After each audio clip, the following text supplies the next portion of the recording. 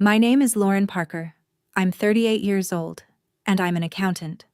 Last September, I stood in the doorway of my mother's lavish retirement party, a party I had quietly paid the deposit for, and listened to a room full of relatives whisper that I was the frigid daughter who couldn't do anything right. An hour later, my sister waved over a security guard and said, loud enough for the whole ballroom to hear, "Security, remove this useless woman." My mom stood 10 feet away. She looked at the flowers. So I left without a word, drove home, and did one thing that took me less than 10 minutes. By the time I stepped out of the shower, my phone showed 56 missed calls, and my mother and my sister were standing on my front porch in their party dresses. They thought that email was my revenge. It wasn't. It was just the invoice. What happened over the next 9 weeks? The unpaid bills, the paperwork my sister never wanted anyone to see, and the offer my mother made at my front door. That's the part none of them saw coming. Welcome back to Hidden Family Revenge, where quiet women stop paying for loud families, and every boundary comes with a receipt. If you've ever been the one who did everything and got credit for nothing, this story is for you. Drop a comment below and be sure to subscribe. The invitation came through the family group text, the same thread where cousins sell furniture and argue about potato salad. Celebrating Carol's retirement, Glen Oaks Country Club, the Fairview Room, 7 o'clock. Hosted by Madison. Hosted by Madison. I read that line twice because back in June, Madison had called me with her sugar voice on. The club wanted a deposit to hold the date. $3,500. Just put it on your card, Lore. I'll pay you back the second my invoice is clear. I'm an accountant. I know what it means when someone's invoice is never clear. But this was Mom's party, her 31 years at the school district office, her one big night. So I paid it, the way I'd been paying things for 6 years. Quietly, directly, no announcements. Nobody ever mentioned the deposit again. Not Madison. Not Mom.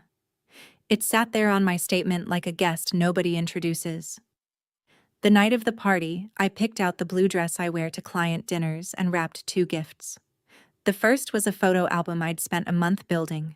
Mom at her desk in 1994. Mom with her terrible perm. Mom holding baby Madison on the school steps. The second was a check, folded inside a card, for the pottery classes she'd talked about for 20 years and never once signed up for. Something she'd do with her own hands, for nobody's camera. I drove the 15 minutes to Glen Oaks with the gifts on the passenger seat, and I remember thinking the parking lot looked full for a school secretary's retirement. I had no idea I was about to walk into the most expensive party I never agreed to buy. The Fairview Room did not look like a retirement party. It looked like a wedding that had lost its groom. There was a floral wall by the entrance, white roses and greenery, the kind brides rent by the panel. A photo booth with gold letters spelling "Cheers to Carol." A jazz trio in the corner. Past appetizers on silver trays. I counted maybe 120 guests, which was strange, because Mom's actual life held about 40 people. The rest were faces from Madison's world, vendors, club friends, women with white teeth and beige dresses who said, "So sweet," a lot. And in the middle of it all was my sister, headset adjacent, directing a photographer like a field general. Get Mom under the arch. No. Laughing. Get her laughing. My mother stood under the flower arch in a champagne-colored dress I'd never seen, and she was glowing. I want to be fair about that. She looked happier than she'd looked since Dad died, and some part of me was glad, even standing there invisible in my client dinner blue. But the accountant part of me was doing what it always does. Flowers like that run 4 figures. The Fairview Room runs 4 figures. The trio, the trays, the photographer. I was standing inside a 5-figure evening for a woman whose pension I could recite from memory. Every detail was built to be photographed, and I wasn't in a single frame. Nobody handed me a corsage. Nobody had saved me a seat at the family table. I checked the place cards twice. I set my 2 gifts on the gift table, between an orchid and a basket wrapped in cellophane, and I asked myself the question I should have asked in June. Who exactly is paying for all of this? I heard it by the punch table from two cousins on my mother's side who didn't know I was behind them. The taller one, Denise, leaned toward the other and nodded across the room at me before she realized the room had moved me closer. "There's the frigid daughter who can't do anything right," she said, in the tone you'd use for weather. "Never lifted a finger for Carol, you know. Not once since Frank passed. Thank God for Madison." The other one made a little sound of agreement, the hum women make in church. I stood there holding a glass cup of sherbet punch. And the strange thing is, I didn't feel stabbed. I felt like I was reading a bank statement with a stranger's name on my account. Never lifted a finger. I had lifted the roof over my mother's head, literally. $8,400 of it, 3 years ago, when the old one let the rain in. But that wasn't the part that stopped my breath. It was the smoothness. Denise didn't say it like gossip. She said it like a fact everyone had agreed on years ago, a thing so settled it wasn't even interesting. You don't get a sentence that smooth overnight. Somebody writes it and repeats it and passes it around holidays like a casserole dish until a woman can say it at a punch bowl without checking who's listening. I looked across the ballroom at my sister, laughing under the flower arch with her arm around my mother, both of them turned toward the camera. And for the first time in 6 years, I asked myself not why they believed it, but who had been telling it. I decided to do the simplest thing in the room. I decided to hug my mother. I crossed the floor while the trio played something soft, and I got within 10 feet of the flower arch before Madison stepped into my path like a door closing. Up close, her smile was still on, but only the bottom half. "You're not going to make this weird, are you?" she said quietly. I said I'd come to congratulate Mom. That's all I said. And I watched my sister do the math of the moment. The photographer to her left, the beige women to her right, 120 witnesses to whatever happened next, and I watched her choose. She turned toward the gray-jacketed man by the wall, lifted her hand and raised her voice to carrying range. "Security, remove this useless woman. She's upsetting the guests." The trio kept playing, but conversation died in a ring around us, the way water goes still around a dropped stone. The guard came over looking apologetic. He was somebody's nephew with an earpiece. And here is the detail I need you to hold on to, because I've held on to it every day since. My mother was 10 feet away.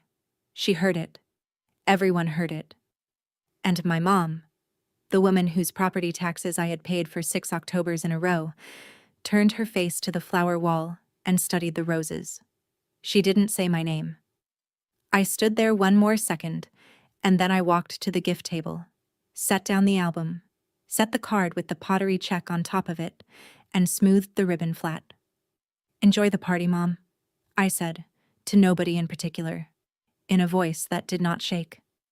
Then I walked past the photo booth, past the gold letters cheering for Carol, out into the September air. Behind me, I heard the trio slide into another song. Nobody followed me. I sat in my car in the Glen Oaks parking lot and I did not cry, which I know is exactly what they'd expect me to say. The frigid daughter sitting frigidly in her sensible sedan. But here's what actually happens inside me when the ground moves. I count. It's what I've done since I was a kid, and it's what I did then, with my hands at 10 and 2 in a parked car.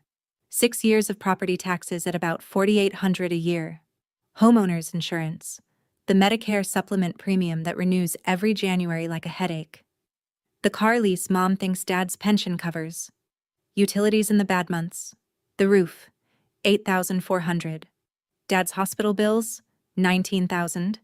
Paid off in 14 quiet installments so Mom would never see a collections letter with his name on it. Call it $15,000 a year, 6 years running, before the roof and the debt. I sat there and watched the total assemble itself the way it does on a good spreadsheet, clean and undeniable, and underneath the total a plain little truth I'd been refusing to book for years. I had been paying for the privilege of being invisible. Useless woman. The words didn't burn anymore. They itemized. Every dollar had bought me another year of being the daughter who never lifted a finger, because nobody watches the hand that pays the county online. Inside that ballroom, my sister was toasting with champagne that wasn't paid for, in front of a flower wall that wasn't paid for, taking credit that wasn't paid for either. I started the car. I drove the 15 minutes home under the speed limit, calm as a Sunday. I wasn't going to yell. I wasn't going to make a scene. I was going to do something much quieter than that. My kitchen table has been my real office for years, and at 8:41 that night it became a courtroom, a bank, and a moving truck all at once. I opened my laptop, and my dog Biscuit settled on my feet the way he does when I work late, and I wrote the shortest important email of my life. I addressed it to the family thread, all 31 relatives who had watched me get walked out by security an hour earlier, and I added Mom and Madison at the top. Subject line: effective tonight. No greeting. Effective tonight, I am resigning as Mom's unpaid financial manager, a role I have held since Dad died 6 years ago. All automatic payments from my accounts: property tax, homeowner's insurance, Medicare supplement, car lease, utilities, will end at the close of this billing cycle.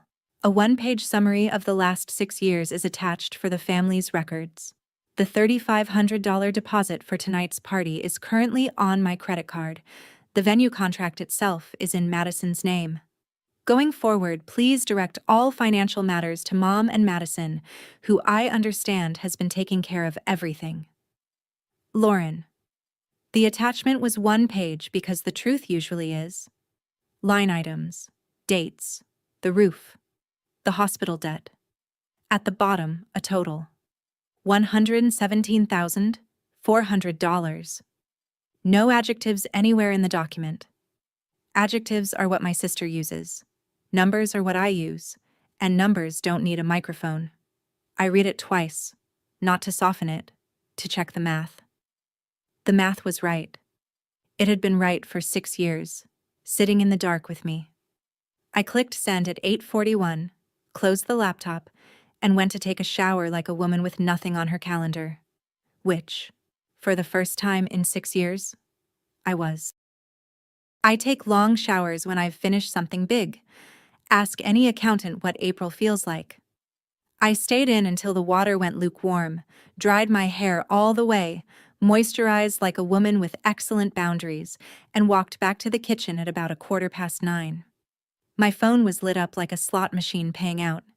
56 missed calls. I stood there in my robe and scrolled the lock screen while Biscuit watched me. Madison, 17 times. Mom, 11. My Aunt Patty, 9. My Uncle Dennis, 7. The rest were cousins I hadn't spoken to since the funeral, including, and I want this noted for the record, Denise from the Punch Bowl. There were voicemails. Madison's first one was the remarkable specimen. Her voice had been dipped in syrup and panic at the same time. Lori. Hey, I think your email got hacked or...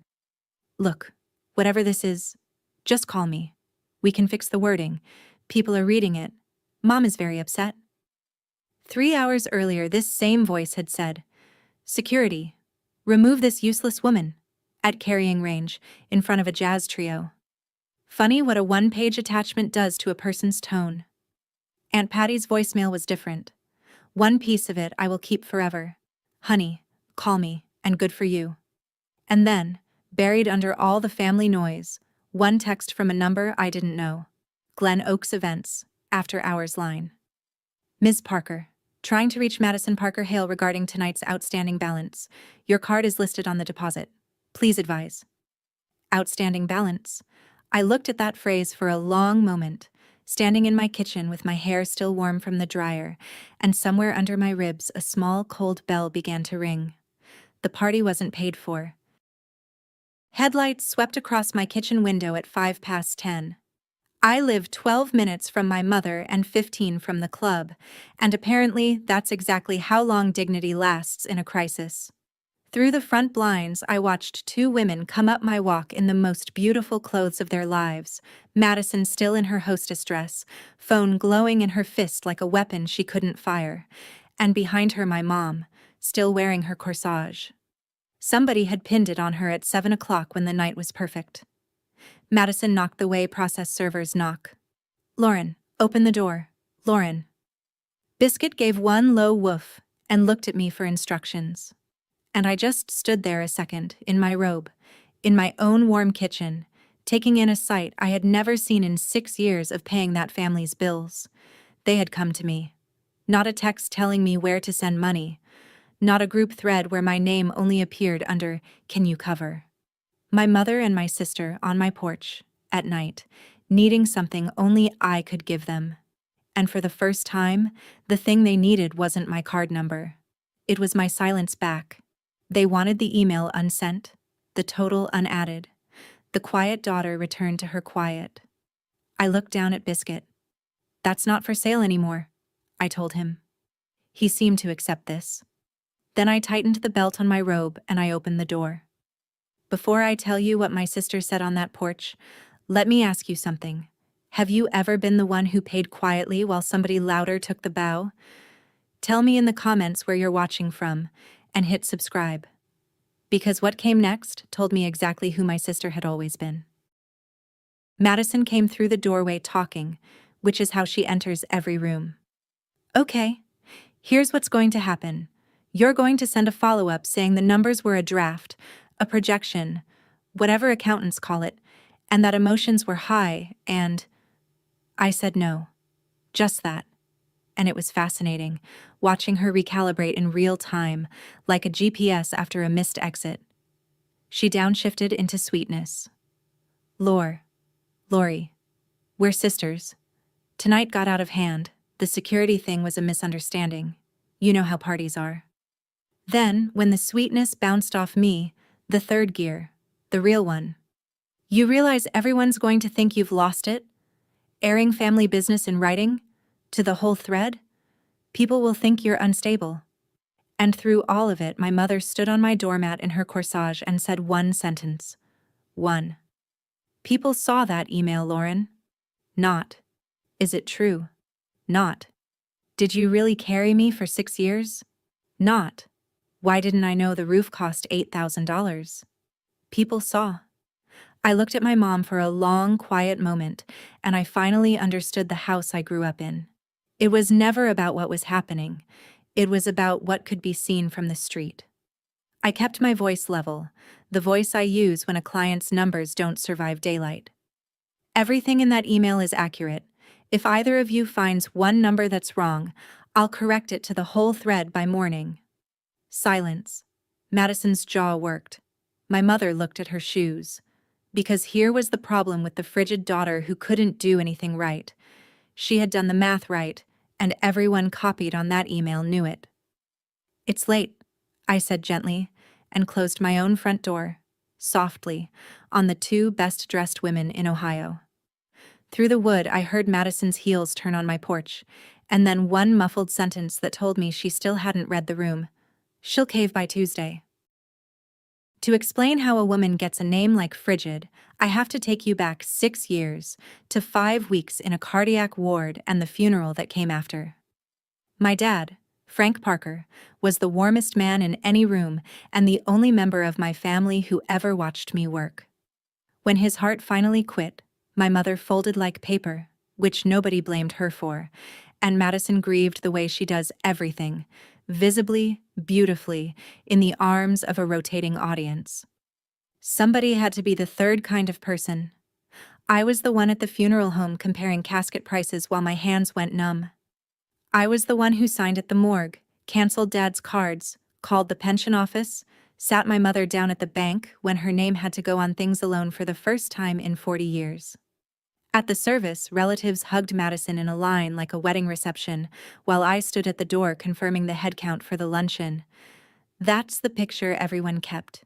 Madison weeping openly by the casket, and Lauren by the guest book, dry-eyed, checking her phone. What the picture didn't show was the parking lot afterward, where I sat in my car between the service and the bank appointment and cried so hard my ribs ached, alone, with the engine running, for exactly as long as I could afford before wiping my face and going back to work. Nobody saw that, because I've never grieved for an audience. The audience only writes down what it sees. I remember a Christmas years before, when Madison had commandeered the living room for one of her performances, and Dad found me in the kitchen doing the dishes. He picked up a towel and stood beside me and said, "Quiet work still has to be done by somebody." He said it like a compliment. It took me 38 years to hear the warning in it. 2 weeks after we buried him, I found out what my father had been protecting my mother from. I sat at her kitchen table on Maple Grove Lane, the house they'd owned for 34 years, and opened the drawer where she'd been putting things she couldn't look at. Unopened envelopes, weeks of them, a modest pension, a mortgage almost done but not quite, and hospital bills from those last 5 weeks totaling $19,000, addressed to a dead man. My mother sat across from me with her hands around a cold coffee and she couldn't meet my eyes, and I want to be careful here, because this next part is the part I've had to forgive. I said, "Mom, let's get everyone together. You, me, Madison. Put it all on the table, make a plan as a family." And my mother, 59 then, married her whole adult life to a man who handled every dollar, grabbed my wrist and begged. That's the only honest word. "Please don't tell anyone. Please. Your father would be ashamed if people knew he left me like this." What do you do with that? Tell the family anyway, and strip your widowed mother of the one thing she had left, which was how things looked. So I built the machine in the dark. Everything paid straight to the source: county, insurer, contractor. Never cash into anyone's hands. My own name kept off her debts. Records kept like the accountant I am. I had asked for daylight and been begged into the dark by a grieving woman, and I said yes. And if you'd been sitting at that table, you'd have said yes too. About $15,000 a year, the roof in year 3, the hospital debt in 14 installments. 6 years. And the machine ran so quietly that the whole family forgot anyone was running it, or decided somebody else was. Now, the whisper at the punch bowl. Sentences that smooth have an author, and mine was written 2 years ago in my office, on a Tuesday, when Madison came to see me with a folder and a dream. She wanted $60,000 to launch a brand studio, her event planning, but make it prestige. And she needed a co-signer, and who better than her big sister with the good credit and the boring life? I did what I do for any client. I read her numbers. The business had been losing money for 2 years. The projections assumed her follower count would somehow triple and start paying invoices. As her sister, I wanted to believe. As an accountant, I would have been signing my name to a slow-motion car crash. So I told her no, kindly, with a printout, with 3 cheaper paths she could take instead. She smiled, thanked me, hugged me at the door. And then she went home and started writing. I can't prove the exact date the sentence was born, but I can tell you what Aunt Patty confirmed for me later. From about that season on, the family version of Lauren changed. Lauren refused to help family. Lauren's got all that money and won't lift a finger for your mother, Carol. Lauren was always cold, even at Frank's funeral. Remember the guest book? A seed of truth, watered with performance, grows a whole field of lies. I had refused exactly one thing: to co-sign a bad loan. By the time that sentence reached a punch bowl 6 years after Dad died, it had grown into never lifted a finger, spoken over sherbet, at a party sitting on my credit card. My sister didn't just spend money she didn't have, she spent my name. And her business, by the way. The one I wouldn't sign for? Hold that thought. The Saturday after the party, I did the thing I'm actually proudest of in this whole story, and it involved no revenge at all. I went to the office supply store and bought a navy 3-ring binder, a pack of dividers, and sheet protectors, and I sat at my kitchen table for 3 hours building my mother's financial life into a shape she could hold. Tab 1, property tax. Account number, the county website, step-by-step screenshots, and the due date in red, October 31st. Tab 2, homeowners insurance, agent's direct line, renewal month. Tab 3, the Medicare supplement, what it costs, what happens if it lapses. Tab 4, the car lease. Tab 5, utilities, the budget billing option circled. Tab 6, Every contact a 65-year-old widow needs, in 14-point font. No commentary. No line anywhere that said, "This is what I carried while you all called me useless." The numbers could say it without me. Quiet work still has to be done by somebody, and this binder was the last of mine she'd get for free. And on the very last page, in its own sheet protector, I placed a business card.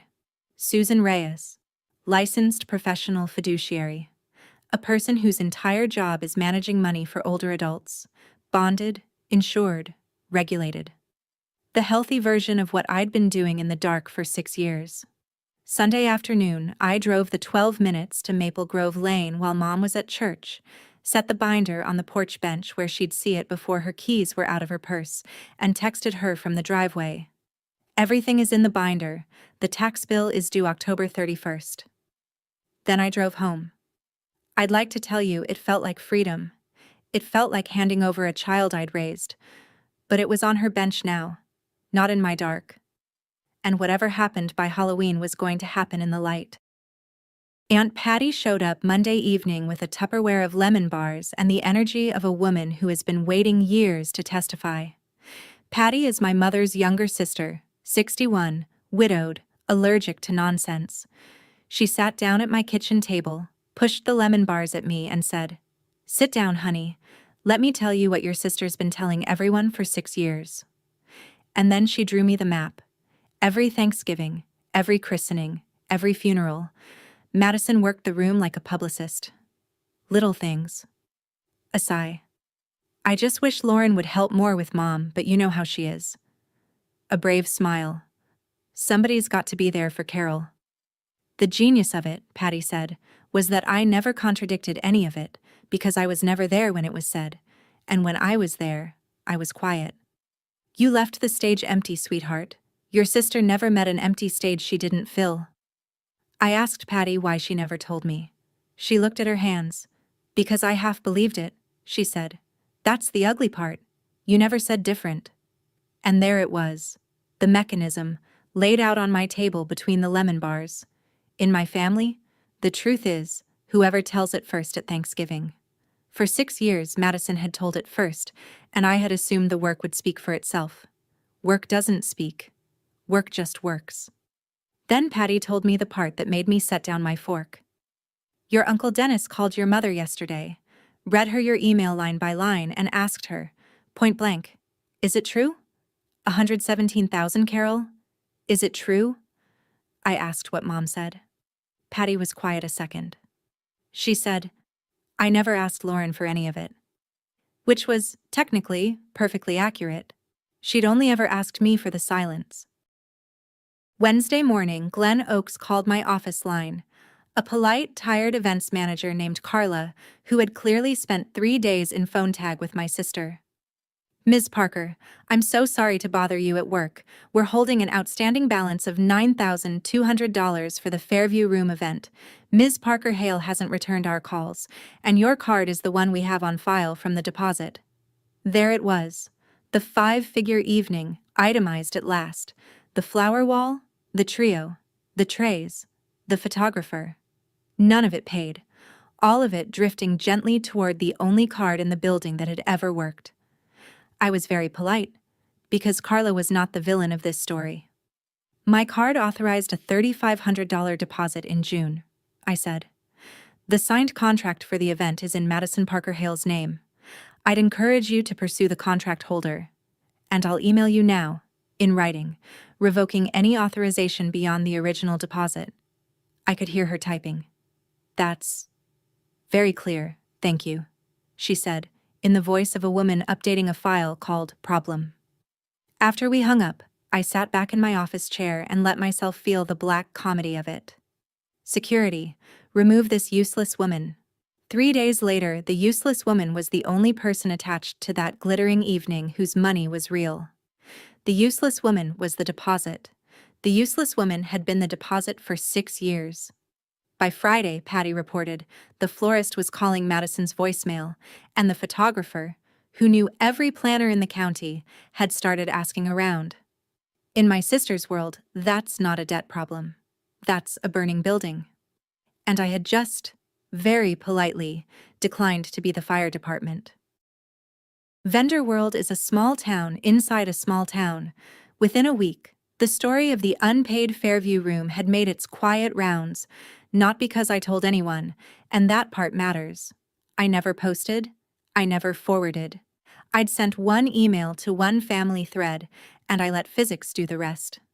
A bride who'd booked Madison for a spring wedding called her and asked, delicately, about a deposit refund. The photographer stopped tagging her. Somebody's beige dress friend from the party asked somebody else whether Carol's daughters had some kind of situation. The show my sister had spent years building ran on exactly one fuel: the appearance that everything was handled, and appearances, it turns out, have creditors too. Then came the phone call I never expected. Greg, my brother-in-law, a sales director who travels 4 days a week and has spent 10 years married to the performance without ever checking the ticket price. He didn't say hello. He said, "Lauren, whatever's going on with Maddie's books, is it bad?" And I stood in my kitchen holding the phone, genuinely surprised by what I felt, which was pity, in every direction. He wasn't calling to defend her. He was calling because he'd seen the Glen Oaks number on her silenced phone, and a vendor had said something at the gym, and he was doing the thing everyone in this family does: coming to the accountant, privately, in the dark. I gave him the only sentence he was entitled to. 2 years ago, she asked me to co-sign $60,000 for the studio, and I read her numbers, and I refused. That's all you need to know, and you should ask your wife the rest. A long pause. She said you refused because you were jealous, he said quietly. I know, I said. Ask her anyway. Sunday night, 2 weeks after the party, my mother left me a voicemail, and it was nothing like the 11 calls from the night of the email. No people saw. No, your sister didn't mean it. Her voice was small and flat, the way it sounded the year Dad died, and she talked to my machine like it was a priest. The binder is on my kitchen table, she said. I've been reading it every night this week. Lauren, I don't understand half of it. I'm 65 years old and I have never once paid the property tax myself. Your father did it. And then, I suppose I told myself it was handling itself. A pause long enough that I thought the message had ended. Then, did you really do all of this? All these years? Don't answer that. I know you did. It's all got your handwriting on it. Another pause. Call me back when you're ready. Not before. I'm learning tab 5. The budget billing. Click. I stood by the counter and played it 3 times, and Biscuit leaned on my shin, and I'm not going to pretend to you that my eyes were dry, because the frigid thing was always a lie. Here's what I did not do. I did not grab my keys. For 6 years, a voicemail 1/10 that sad would have had me on Maple Grove Lane in 12 minutes with my laptop and my checkbook, fixing before anyone finished asking. The old Lauren answered need like a fire alarm. The new one sat down, finished her tea, and let her mother sit with tab 5. Because rescue was the family drug, and I was done being the supply. I waited 2 days. And what happened in those 2 days, I did not see coming. Quick pause.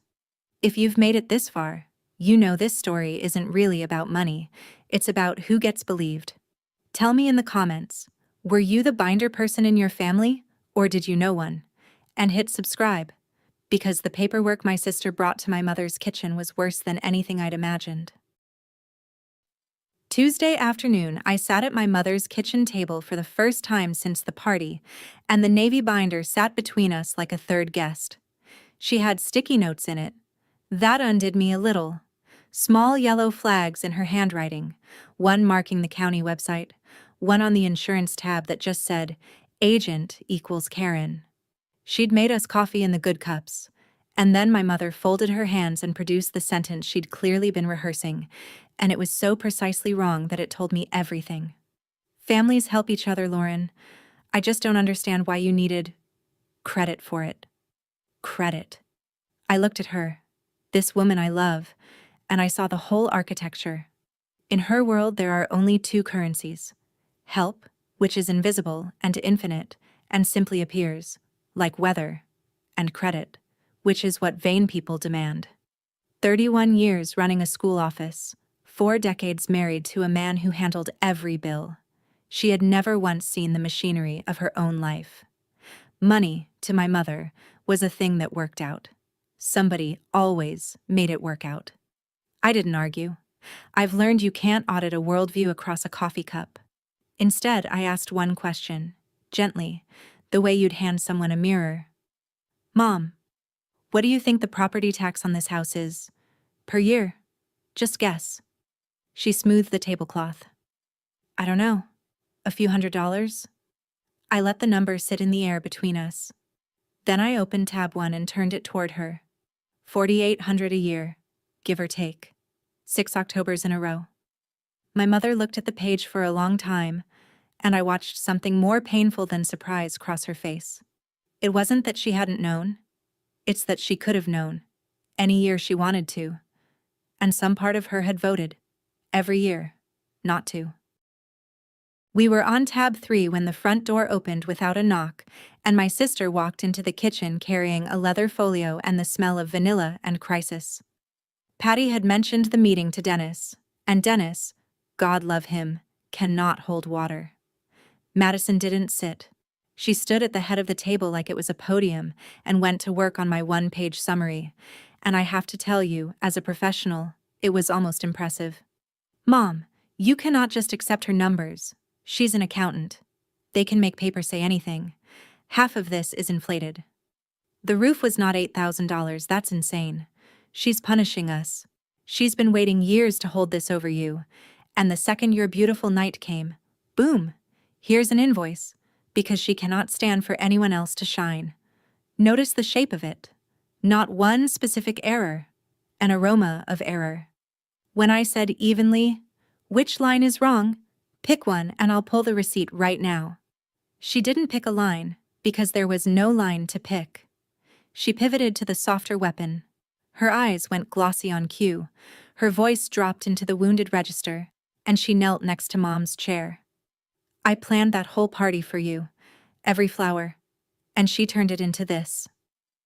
And my mother who had just seen tab 1 with her own eyes, wavered. I watched it happen.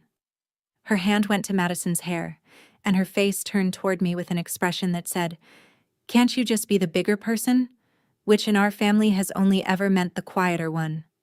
Something in me went very calm, the way the office goes calm when I finally find the error in a client's books. I couldn't win a storytelling contest against my sister. I'd lose every time. So, for the first time in my life, I stopped entering. As I stood to rinse my cup, Madison set her folio on the counter, and the flap fell open an inch. Enough for me to see the logo on the papers inside. A bank. Patty called the next morning while I was with a client, and left a message that emptied my lungs. Call me, it's about the house. Here's what she'd pieced together, from Dennis and from Mom herself. That folio was a home equity application. Madison had driven our mother to a financial consultant, a broker friend from her vendor world, and the plan was already typed up. An $85,000 line of credit against the house on Maple Grove Lane. The pitch was a word salad of consolidate and unlock and help Madison's business through a rough patch, and just temporary, and the appraiser can come Thursday. The house my parents bought 34 years ago. The house my father paid off inch by inch his whole working life. The last clean asset my mother had. 30 years of a school salary and a pension couldn't rebuild it if it cracked. And my sister wanted to plug it into the same machine that had already burned through her business, her vendor's patience, and a $9,000 party tab. I want to be precise about what I felt, because it wasn't rage. Rage is for surprises. And this wasn't one. It was the next cell in a spreadsheet whose formula I'd finally read. Madison wasn't a monster. Madison was drowning. Quietly, expensively, the way people drown when the performance is the only asset they have. And drowning people grab whatever floats. To her, the house wasn't Mom's safety. It was the family's equity. And she was family, so it was hers. She'd probably even convinced herself she'd pay it back, the way she'd convinced herself about my $3,500 and the venue and the florist. But a lifeline tied to a drowning person doesn't save them. It just pulls the boat under too. And the boat, in this case, was a 65-year-old widow who'd guessed her property taxes were a few $100s a year. That evening, I drove to Maple Grove Lane, and on the way, I made myself a rule, and the rule was the whole revolution.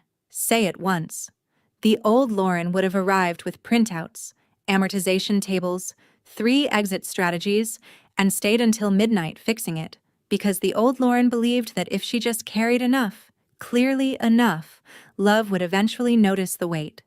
The old Lauren had 117,000 receipts that said otherwise. Mom was at the kitchen table, the binder to her left, the bank folio to her right, like 2 futures she had to seat at the same dinner. I didn't sit. I put my hand flat on the folio and said it once. This paper turns your house into Madison's oxygen tank, and she is drowning. If you sign it, I love you, and I will not manage the wreckage afterward. All I'm asking is one meeting with a real fiduciary before you sign anything. Susan Reyes. Her card is on the last page of the binder. She works for you. Not for me, not for Madison. You.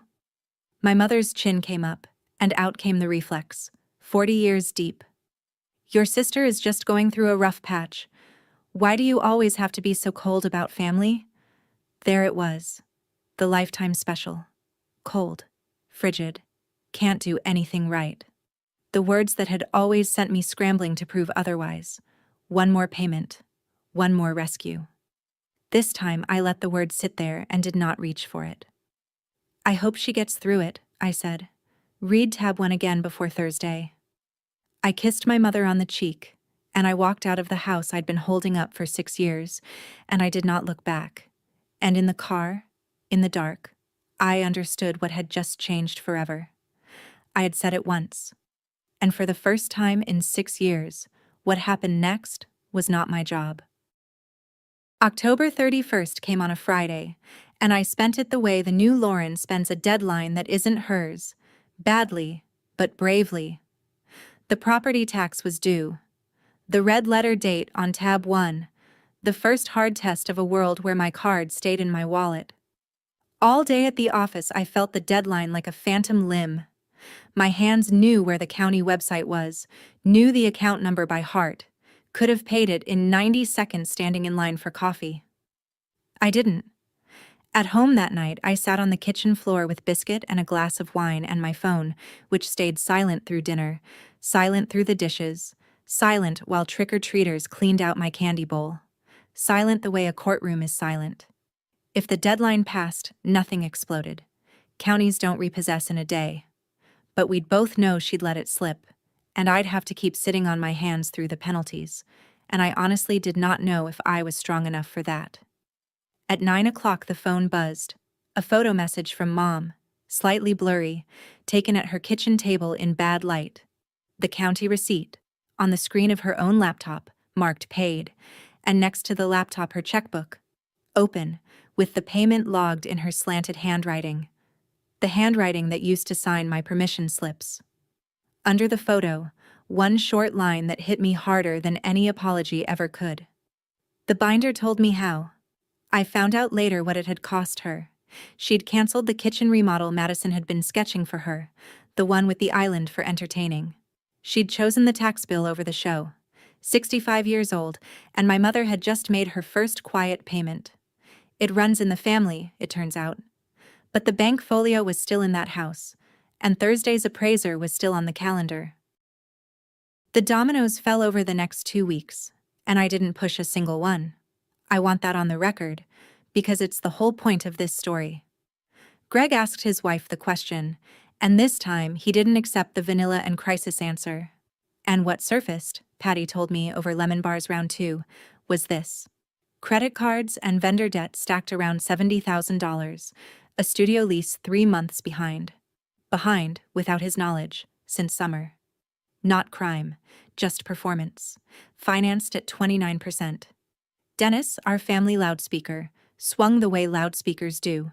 The same voice that had spent years asking why Lauren never helps was now booming down the phone lines that Lauren kept Carol afloat for 6 years. Did you know that?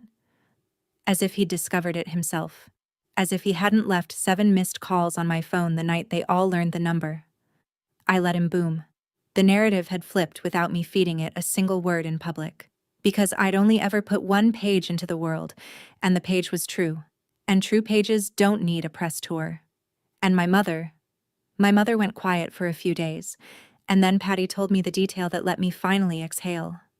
When Mom heard the real size of Madison's debt, she sat at her kitchen table with the bank folio for a long time.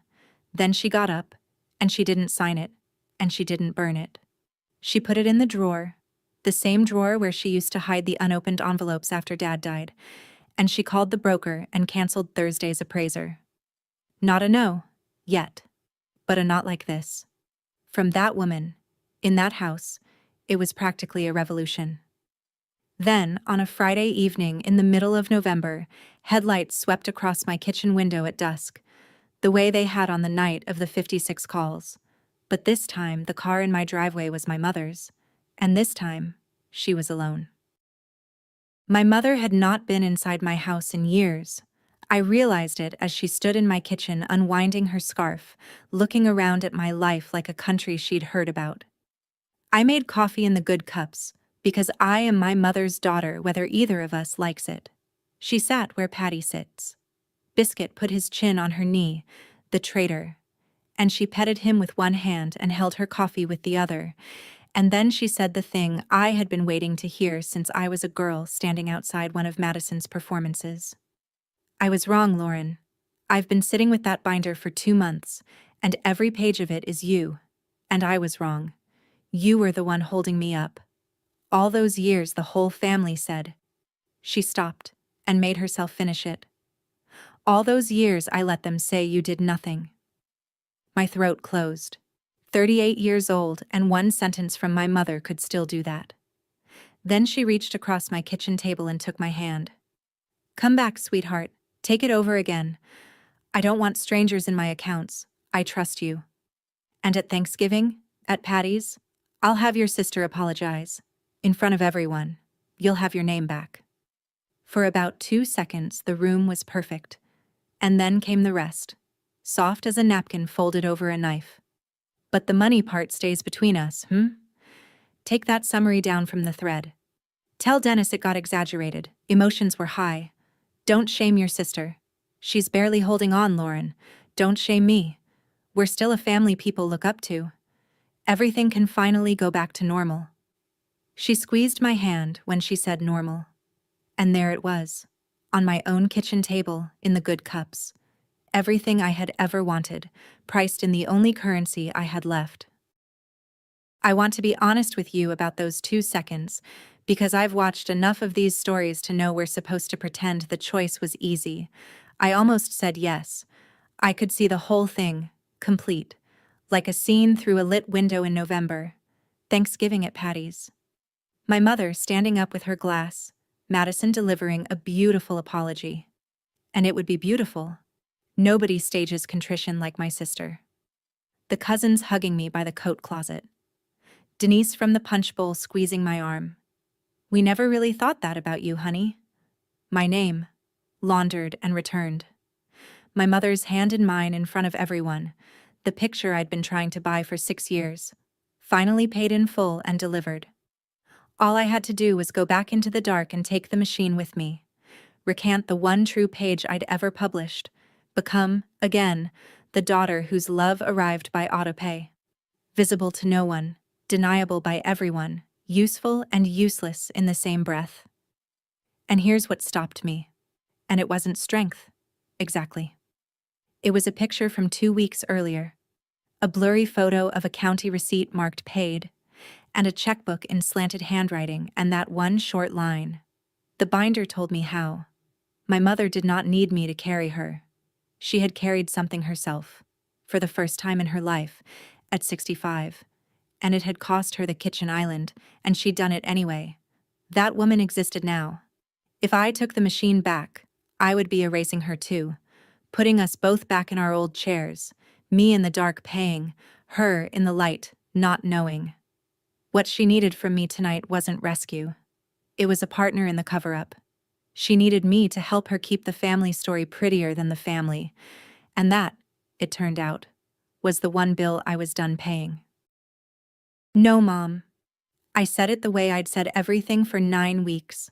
Level, unhurried, final as a closed ledger. Her face flinched, and I kept my voice gentle because this next part was for both of us. I won't come back as your accountant. I'll come back as your daughter. That's the only position I'm applying for. She started to speak. I laid my hand over hers, the way she'd done to mine. Hear the whole offer. Susan Reyes manages your money. She's bonded, she's regulated, she answers to you. I'll pay her setup fee myself, tonight, as a gift. Every number goes in the light. You, me, Madison, Dennis, anyone who asks. The summary stays up because it's not shame, Mom. It's arithmetic. And at Thanksgiving, I don't want a staged apology with the cousins watching. I'll be at Patty's with a pecan pie and no laptop, and Madison can say anything to me or nothing, but it'll be real, or it won't count.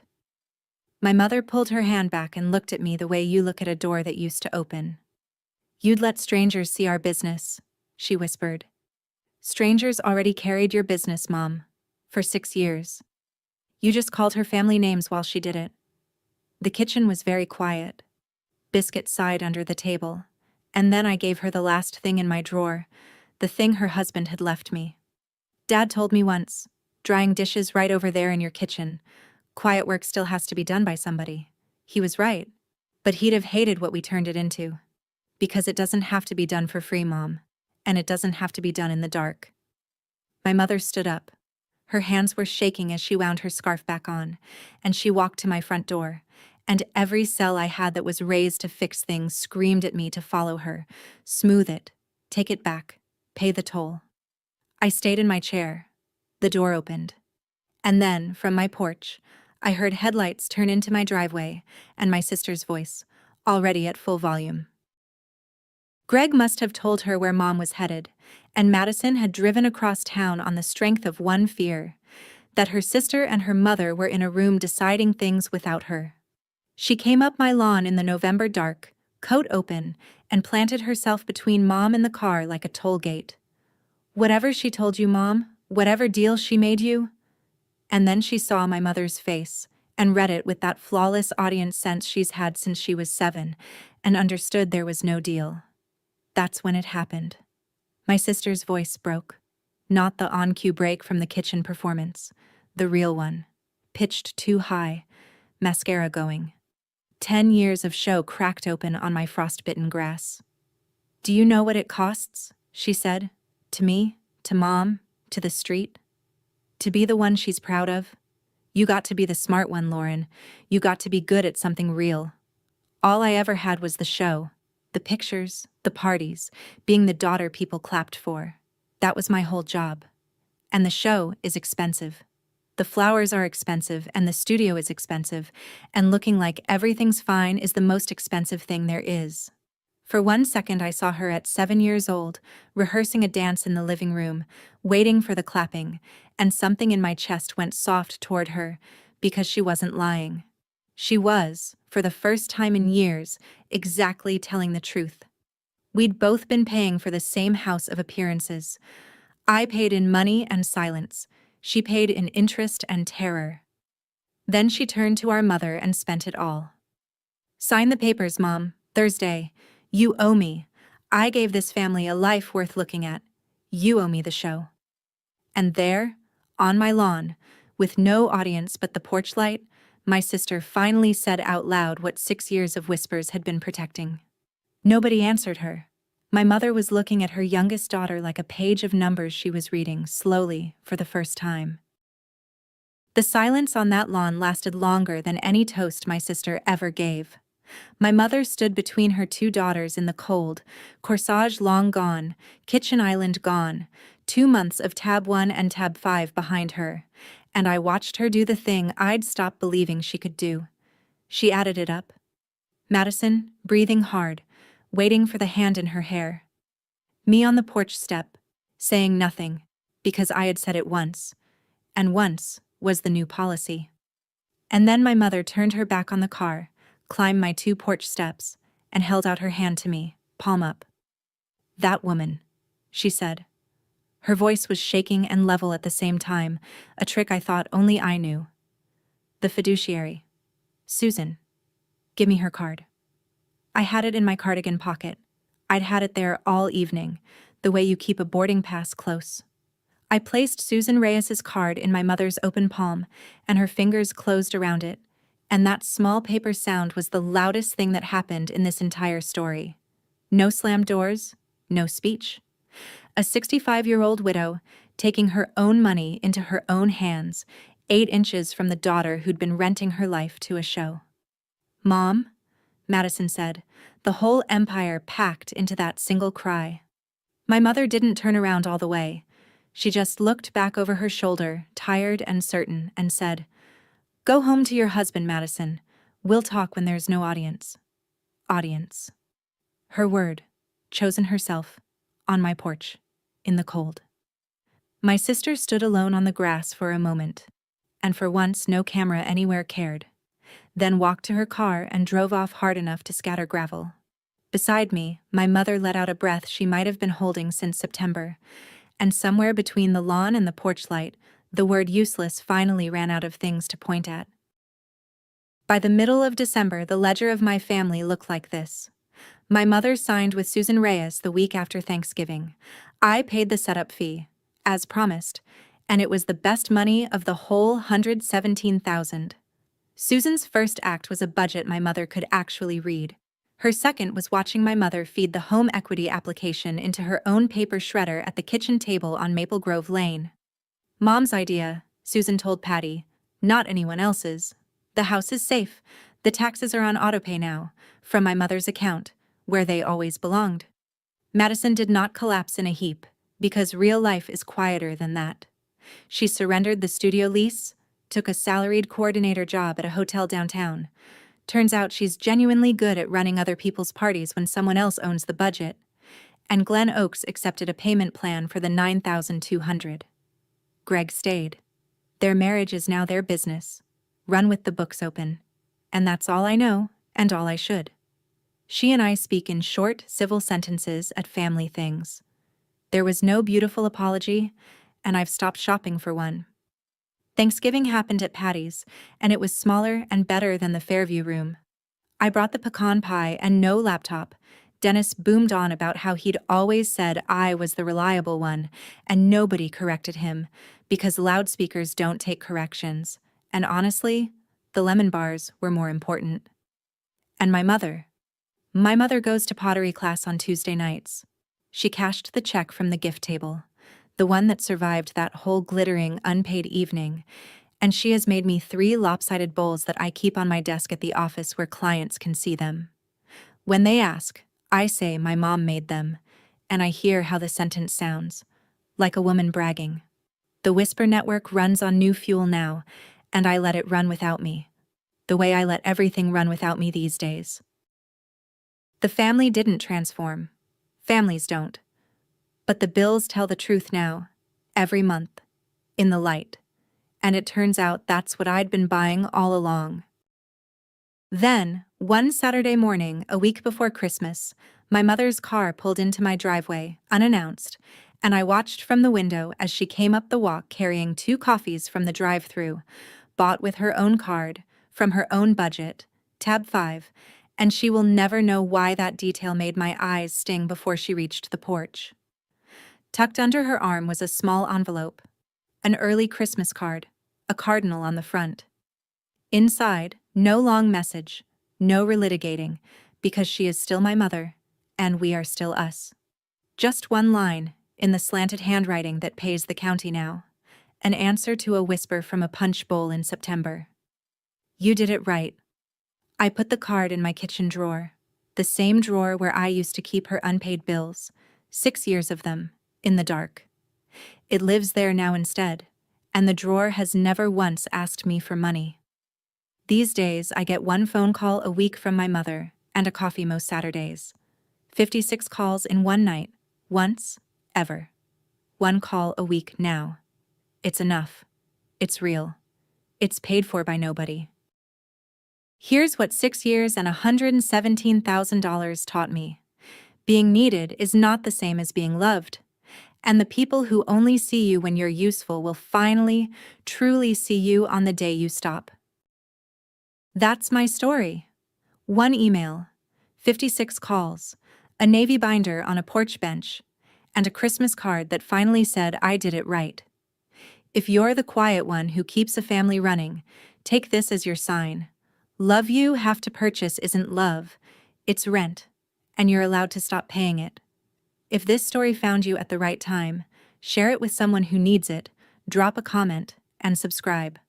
I'll see you in the next one.